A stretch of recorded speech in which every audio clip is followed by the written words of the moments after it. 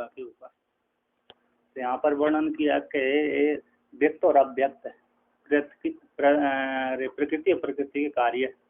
प्रकृति कैसी है? अव्यक्त है और नित्य है, व्यापी है, अक्रिय है, अनेक के आश्रित नहीं रहती और निरवय है। तो किंतु जो विकृति हैं सारी अनेक के आश्रित रहती हैं, परतंत्र है, व्यक्त है और सक्रिय है ना।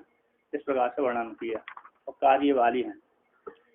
अब आगे कहते हैं सक्रिय शब्द आया वहां पर, हेतु मत बोल दिया, हेतु मत और अव्यापी शब्द बोल दिया। अब जो सक्रिय शब्द को लेकर के बोलते हैं, सक्रियम परिस्पंदवत, सक्रिय का अर्थ कर दिया परिस्पंदवत, संयोग विभाग वाला है ना, बाल है। परिस्पंद क्रिय चेष्टा, परिस्पंदवत, परि उपसर्ग स्पंदन चेष्टा है ना, प्रवेश निष्ठान रूप क्रिया।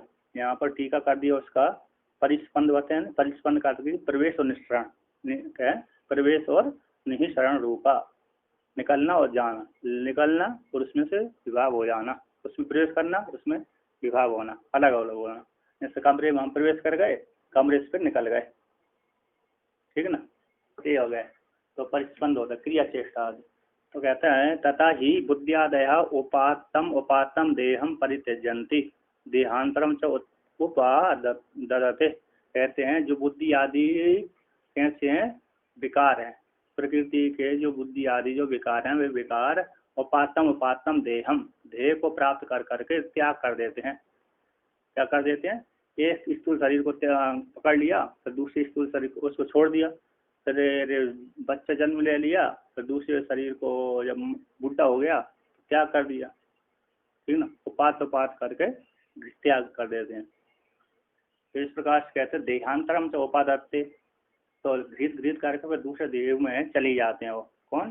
कार्य है, विकार है, जो प्रकृति के विकार है, तन्मात्रा। जब तक ज्ञान नहीं होगा तब तक तो वो नित्य बने रहेंगे, अजर अमर बने रहेंगे। लिंग शरीर हमारा पूरी अष्टक पंच तन्मात्रा है, 5 ज्ञानेंद्रिय, पंच, हमारा जो लिंग शरीर है वो अजर अमर बना रहता है जब तक ब्रह्म ज्ञान नहीं होता। और जब ब्रह्म ज्ञान हो गया तो लिंग शरीर क्या हो जाता है? नष्ट हो जाता है। और तब प्रकृति में, यहाँ का सत्कार्यवाद है इसलिए प्रकृति में लीन हो जाता है, और ब्रह्म वेदांत में ब्रह्म में ही हृदय में ही लीन हो जाता है, ठीक है ना। तो जब तक, किंतु ब्रह्म ज्ञान जब तक नहीं हुआ तब तक बना रहता है। कहा महाप्रलय में, तो महाप्रलय में लिंग शरीर नष्ट हो जाता है, किंतु उसकी लिंग शरीर नष्ट होकर के पंच तन मात्राओं में लिंग शरीर चला जाता है, किंतु जो जीव की वासना है वो प्रकृति में लीन हो जाती है। यहाँ पर भी महाप्रलय जब हो जाता है लिंग शरीर नष्ट हो जाता है, सांख्य तत्व कौमुदी में, सांख्यों के मत में। तो ये भी उसकी वासना जो है, जीव की वासना है, वो प्रकृति में लीन हो जाती है। वेदांत में भी ईश्वर में लीन, अविद्या माया उपाधि वाली ईश्वर में लीन हो जाती है वासना। और सांख्य में और योग में भी सारी वासना किस में लीन हो जाती हैं? प्रकृति में लीन हो जाती हैं, क्योंकि बुद्धि आदि सारे महाप्रलय में नष्ट हो जाती हैं, अर्थात लीन हो जाती हैं, हरण में लीन हो जाती हैं। देखिए व्यक्ति ज्ञान होने के, सुसुप्ति में जाने के बाद भी उसको ज्ञान नहीं होता है ना, नहीं तो नष्ट हो जाना चाहिए। सुसुप्ति में लिंग शरीर आदि का नहीं रहता, अविद्या मात्र रहती है। कोई सुसुप्ति में अविद्या की वृत्ति स्वीकार करते हैं, अंतःकरण। जैसे जागृत अवस्था में ज्ञान होता है, स्वप्न अवस्था में ज्ञान होता है, उसी प्रकार सुसुप्ति अवस्था में भी अविद्या की वृत्ति रहती है।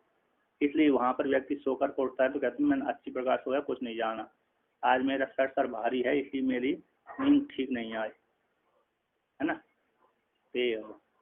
तो आगे कहते हैं तो इति तेषाम परिस्पंद, इन प्रकृति के विकारों में जो परिस्पंद होता है ना, ग्रहण करना त्याग करना, ग्रहण करना त्याग करना। और शरीर पृथ्वी आदि नाम चा परिस्पंद प्रसिद्ध है, शरीर और पृथ्वी आदियों में परिस्पंद प्रसिद्धि लोक में प्रसिद्ध है। वृक्ष उत्पन्न हो गया, नष्ट हो गया, वृद्धि को प्राप्त हो गया, नष्ट हो गया, फिर वृक्ष उत्पन्न हुआ, फिर नष्ट हुआ, फिर जन्म लिया। कंपन करना है। हाँ, तो स्पंदन कंपन होता है, चलना आदि, गमन आदि में आगे चलता ही रहता है ना। तो चलता रहता है, इसलिए वृक्ष चलता ही रहता है। हमारा शरीर भी चल ही रहा है। बालापन में छोटा था, स्पंदन था, छोटा स्पंद, युवा में ज्यादा हो गया, बुढ़ापे में और ज्यादा हो गया, है ना। तो दोबारा फिर स्पंदन समाप्त हो गया, पुनः जन्म ले लिया। इस प्रकार से लेना है कि ना। तात्पर्य भी लेना होता है तो इस्पति धातु है। कौन सी धातु है? इस्पति धातु। चेष्टार्थ में तो चेष्टा हो रहा है, तो प्रत्येक वृक्ष में चेष्टा होती रहती है। पत्थर में चेष्टा नहीं होती है ना, किंतु वृक्ष आदि में क्या होता है? चेष्टा होती रहती है। वृक्ष है, पत्थर तो प्रकृति का नियम से है, बढ़ जाता है वो, जो भी यदि बढ़ता है। नहीं, इस प्रकृति के नियम से तो बढ़ते ही हैं सभी, किंतु इस पत्थर में जैसे स्वाभाविक जो पत्थर है ना, इसमें ज्यादा गति नहीं होती। नहीं, इसमें चेतन का स्वीकार किया ही नहीं है। पृथ्वी आदि में मतलब पृथ्वी के भीतर चेतन है, वृक्षों में चेतन है वृक्ष, किंतु इसमें तो इस जो पत्थर दिख रहा है ना, इसमें चेतन नहीं है। सर्वम खलु हो जाएगा उसको माया को लेकर के, इसमें नहीं स्वीकार करते। इसका अधिष्ठात्री देवता स्वीकार करते हैं पृथ्वी के भीतर। वेदांत में भी पृथ्वी के भीतर देवता स्वीकार करते हैं। पृथ्वी के भीतर हमारे स्थूल शरीर के भीतर उसको देवता स्वीकार करते हैं। चेतन को ब्रह्म, चेतन को स्वीकार करते हैं।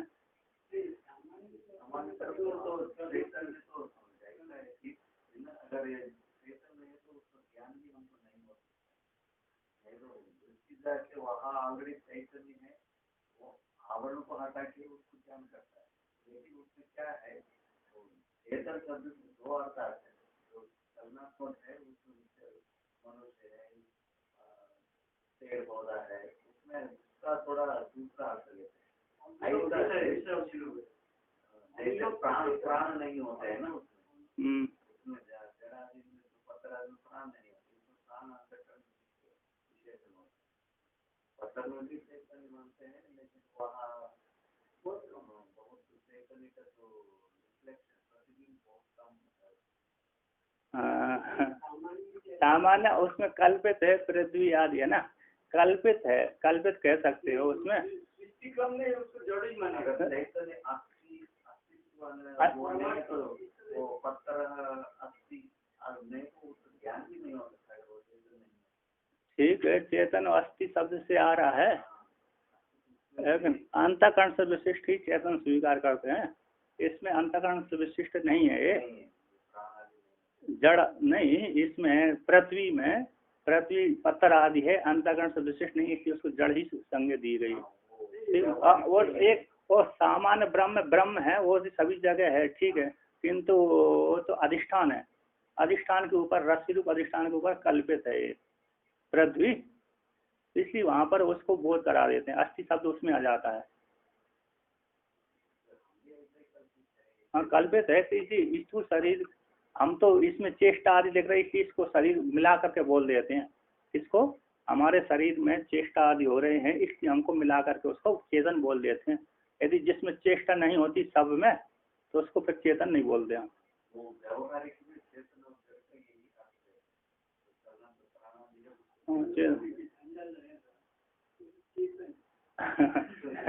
तो उसमें प्राण वायु ले रहा है।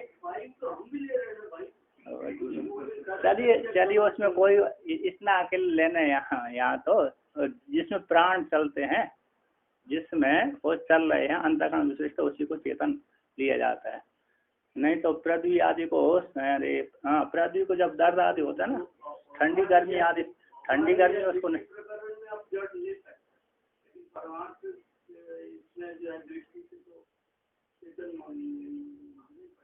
चलो कोई बात नहीं, अधिष्ठान रूप से मान लीजिए, है कि नहीं? कैसा अधिष्ठान रूप से मान लीजिए, उसमें कोई जोर नहीं है, उसमें कोई हानि भी नहीं है, हैं? तो तो यहाँ पर तो इतना लेना है, हमको चलनात्मक लेना है। कैसे?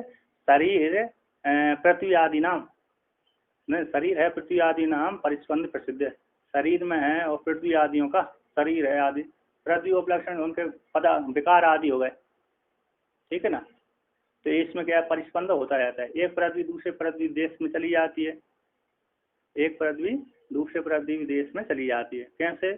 व्यक्ति एक किसान हल आदि करता है, किसान खेती करता है, तो यहाँ से मिट्टी वहाँ ले जाता है, ठीक है ना।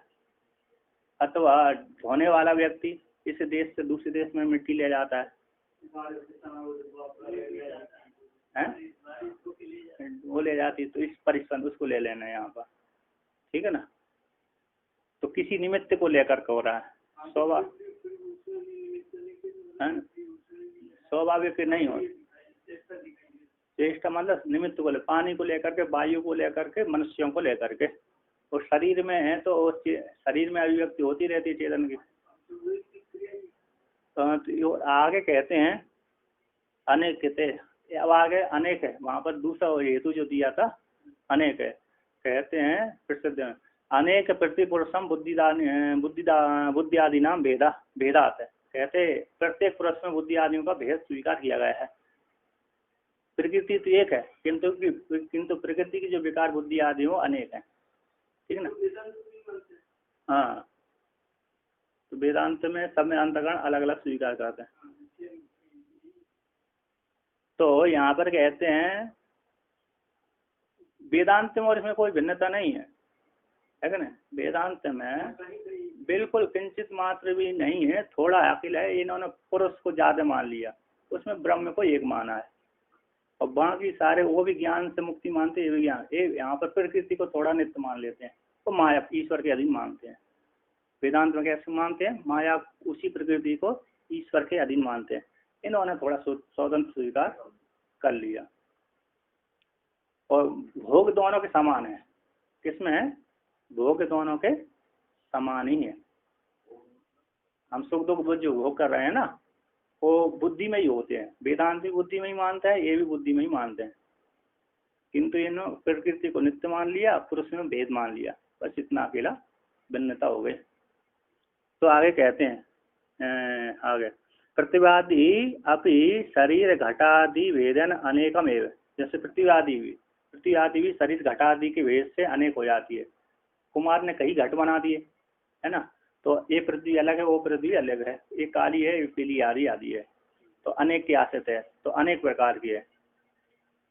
अब आगे कहते हैं प्रत्येक पुरुष बुद्धि आदि को बिना, अब आश्रितम कहते हैं अनेक है, आश्रितम अनेक की आश्रित रहती है, तो सौ कारणम आश्रितम, जो कार्य होता है अपने प्रधान कारण के आश्रित रहता है। घट किसके अधीन रहता है, पृथ्वी के अधीन रहता है।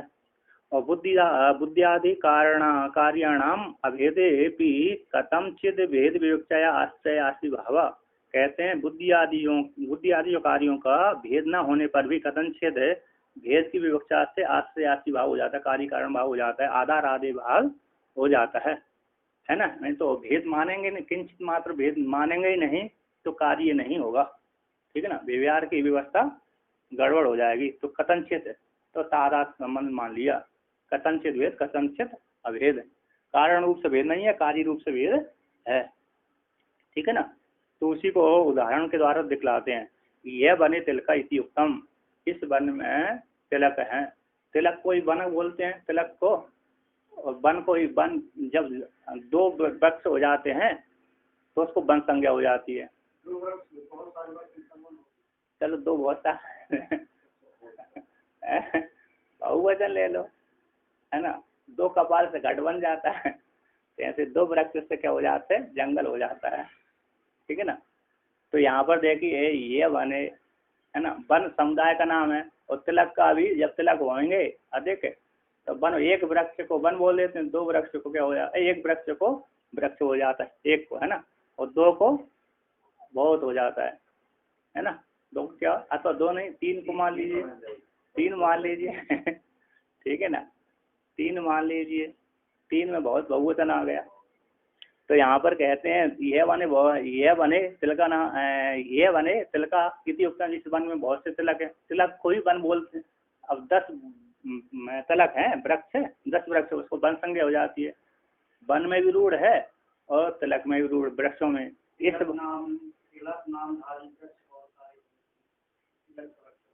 हाँ तिलकधारी है, तिलक नाम के वृक्ष विशेष से समुदाय, जैसे बहुत वन कह रहे हैं, ऐसे समुदाय का वाचक होता है।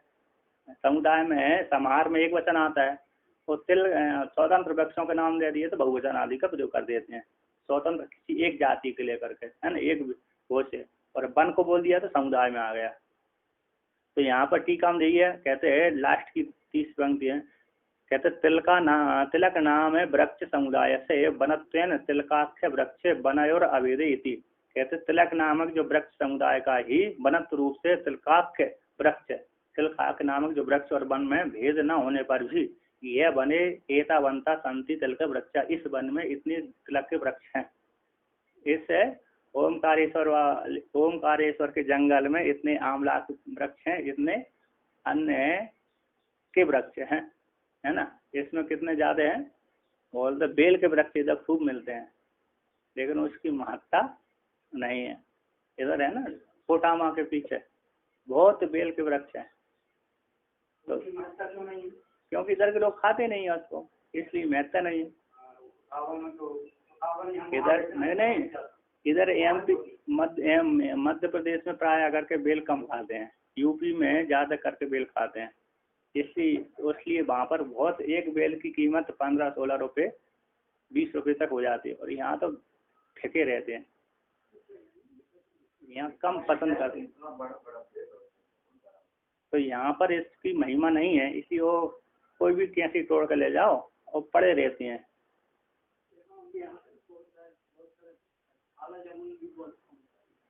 हाँ ऐसे, तो इस वन में इतने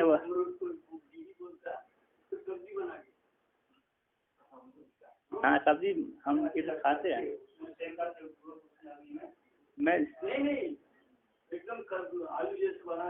नहीं सब्जी नहीं ना, हम घर में खाते थे, बनाते थे लोग आगे। हाँ कहते हैं यहाँ पर है, इस वन में कैसे हो गए तिलक बोते हैं, इसी भेद विचार को लेकर के आशयासी भाव हो जाता है। तब जिस प्रकार से वन में हो जाते हैं आशयासी भाव, उसी प्रकार प्रकृति और प्रकृति कार्य में भी हो जाता है। कहते लिंगम, अब लिंग शब्द आया वहाँ पर, तो प्रधानस्य लिंगम, लिंगम प्रधानस्य, है ना। लिंग यानी चिन्ह होता है, प्रधान का चिन्ह है। अगर प्रधान इस लिंग से प्रधान का कारण का मालूम पड़ता है ना। तो प्रधानस्य लिंगम यथे बुद्धि आदि प्रधान से लिंगम, यथ जो बुद्धि आदि कार्य है पंच तन्मात्रा अहंकार और बुद्धि है ना, महतत्व आदि से और इंद्रिय आदि आ गई। तो इस प्रकार से जो प्रधान के लिंग है, अर्थात प्रधान रूप जो अनुमेय है वो जान लिया जाता है, लिंग के द्वारा लिंगी का ज्ञान हो जाता है। तो ततः उपरिष्टात् बक्ष्यति, आगे इसको वर्णन करेंगे 134 नंबर पृष्ठ में, है ना, वर्णन करेंगे भेदा नाम परिमाणात, इस कारिका को लेकर के 14, 15, 16 कारिका को लेकर के। तो आगे कहते हैं, तो प्रधानम तो ना प्रधान से लिंगम, कहता किंतु प्रधान का कोई लिंग नहीं है ना। प्रधान भी किसी का लिंग नहीं है, अर्थात प्रधान के ऊपर भी कोई प्रधान हो ऐसी बात नहीं है, तो अलिंग बोल देते हैं। न लीनम इति अलिंगम, जिसका लीन नहीं होता उसको अलिंग बोलते हैं। लीनम गमेति इति लिंगम, जिसका लीन हो जाए, छुप जाए जिसमें जाकर के, उसको लिंग बोलते हैं। जिसमें लीन हो जाए उसको लिंग बोलते हैं, जिसको लीन ना हो उसको अलिंग बोलते हैं। तो ऐसे व्युत्पत्ति करी थी इसकी पहले, है ना। तो इसलिए यदि प्रधान का भी लिंग मानेंगे तो उसके लिए दूसरा प्रधान चाहिए, उसके लिए अनवस्था आदि दोष हो जाएगा। तो लास्ट की एक है, तो न तीन प्रधानम, ना तो प्रधान का कोई लिंग है ना, प्रधान का कोई चिन्ह आदि नहीं है, अतः प्रधान किसी में लीन नहीं होती। और कहते पुरुषस्य लिंगम भवेद इति भाव, किंतु जो प्रधान है पुरुष का लिंग कहलाती है। प्रधान अर्थात प्रधान के माध्यम से पुरुष जाना जाता है, ठीक ना। पुरुष की अलग संज्ञा है, प्रधान की अलग संज्ञा। प्रधान कैसा त्रिगुणात्मक है और पुरुष कैसा असंग है, किंतु उस अविद्या को लेकर के इनमें संबंध हो गया, है ना। क्या हो गया, संबंध हो गया। भगवान भास्कर कहते हैं कि जड़ पदार्थ से चेतन का ज्ञान होता है। किससे होता है, जड़ पदार्थ से चेतन का ज्ञान हो जाता है। शरीर आदि जड़ है हमारे, उससे चेतन का ज्ञान हो जाता है, ठीक है ना। जड़ से चेतन का ज्ञान नहीं होना चाहिए ना, बिना जड़ के तो चेतन का ज्ञान हो ही नहीं सकता है। ब्रह्म से ही होता है, लेकिन जड़ से ही, क्योंकि सारा पदार्थ जड़ है, तो स्थूल शरीर भी जड़ है, इसलिए वो जड़ से क्या हो जाता है, विचार आदि को अंतःकरण आदि को लेकर के ब्रह्म का ज्ञान होता है। हाँ, तो ज्ञान हो जाता है। तो आगे कहते हैं तो ये पृथ्वी आदि जो जड़ पदार्थ है उससे चेतन का ज्ञान हो जाता है, संग पुरुष है।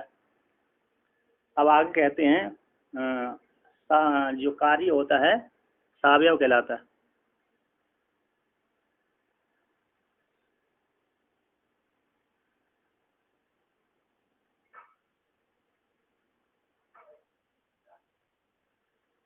स्वस्य प्रधान से लिंगम न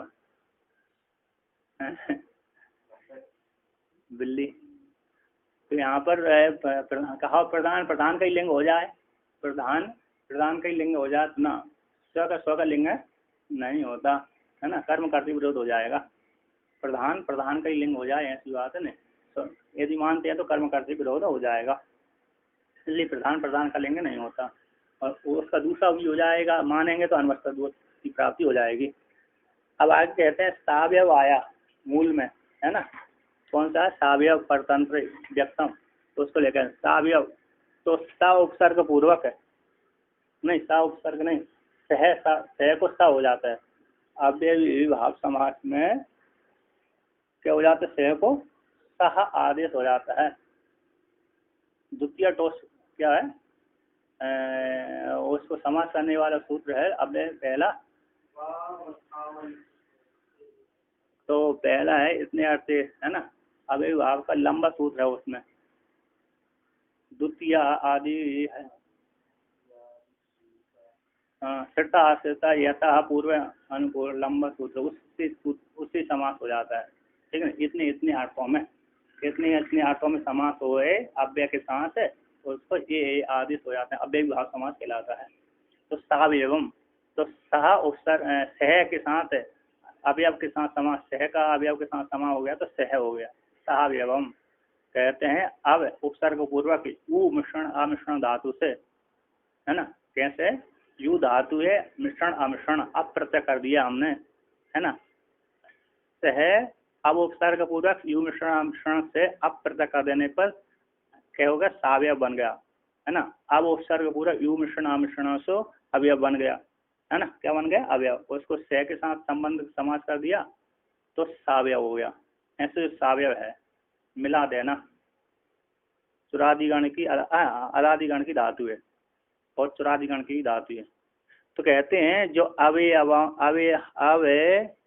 अवयवनम अवयवा है ना, अवयवनम बोलते जो यवन आए है ना, यवन तो यवन शब्द को इसी से बनाया है, इसी से यवनों को, जो काल यवन आया ना काल यवन, तो महाराज जी ने इसका व्याख्यान किया था कि जो धर्म को भी नहीं मानता अधर्म को भी नहीं मानता उसको यवन कहते हैं।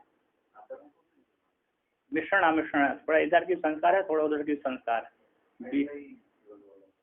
तो जो काल यवन आया ना तो यू मिश्रण अमिश्रण धातु से बना है, और था तो भारत का नहीं था, वो था तो भारत से ही पैदा हुआ था है ना, बोलते भारत के किसी अरे उनके ब्राह्मणों से पैदा हुआ, वहां से मथुरा के कृष्ण भगवान यदुवंश आदि के जो राज्य में रहने वाले ब्राह्मणों से किसी एक तपस्वी ब्राह्मण से पैदा हुआ, उसको पैदा करने के बाद उसने किसी दूसरे को दान कर दे दिया, और दान के देने के बच्चा उससे कहा कि इसकी मृत्यु यादवों के हाथ से न हो, ऐसा ही वरदान उसको प्राप्त हो गया था। हाँ यादवों, इसी कृष्ण भगवान के हाथ से वो काल यवन नहीं मरा, तो उसको मुचकुंद के हाथ से मरवाया, मुचकुंद नाम के राजा के हाथ से है ना। तो उसकी 2 करोड़ सेना लेके आया था काल यवन, जब आक्रमण किया जरासंध 28 अक्षरों की सेना लेकर के आया था, और काल यवन 2 करोड़ सेना लेकर के आया था। तो कृष्ण या पूरी मथुरा नगरी को भस्मीभूत कर कृष्ण और बलराम को, तो उसके वो अरे जब आया उसने कहा पहले उसके समान कोई नहीं था, इसलिए भारत को उसने आक्रमण नहीं किया। उस देश में जिस देश में रहता था काल यवन, उसने कहा मेरे समान कोई बलवान है कि नहीं है, तो देखा विचार करा कोई भी नहीं मिला। इससे था वहाँ की ख्याति तो फैली हुई थी, क्या उसको भी उनको भी नहीं समझा अपने बराबर, आया नहीं। तो फिर उन्होंने बोल दिया नारद जी ने कि जाओ अब तुम्हारा प्रतिद्वंदी पैदा हो चुका है, नारद जी ने जाकर खबर दे दी है कालेवन को कि तुम्हारे समान टक्कर लेने वाले एक पैदा हो गया, उसके ऊपर आक्रमण कर दो जाकर के। तो कहाँ है? बोलते मथुरा में पैदा हुआ है, मथुरा में पैदा हुआ, उसके ऐसे ऐसे पीताम्बर धारण करता है। वो चिन्ह बता दिए, क्योंकि देखा तो था नहीं। एक पीताम्बर है, एक काला है, एक काला है, एक गोरा है। बलराम जी थोड़े गोरे हैं, कृष्ण भगवान काले हैं, है ना। वो पीताम्बर धारण करके रखता है, ऐसे उससे चिन्ह, उसका नाम कृष्ण है। क्या है? कृष्ण है।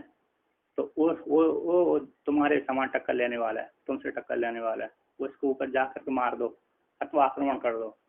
तो नारद जी ने उसको झुका दिया, तो बोल दिया। तो वो तब लेकर, और इसने भी खबर भेज दिया था जरासंध ने। तो जरासंध ने, क्योंकि जरासंध के पक्ष वाला था वो, है ना, दुष्ट कर्म करने वाला था, तो आ गए, दोनों आक्रमण करके आ गए। तो कृष्ण भगवान डर के मार भाग गए। उसी समय तो इसी उसका नाम रणछोड़ पड़ा। अगेन रणछोड़ है। नहीं, यादव को तो उसी समय उन्होंने मतलब यहाँ द्वार यादव पास नहीं हुआ, तो इसलिए सारी मथुरा नगरी तो पूरी खाली करवा दी थी उन्होंने।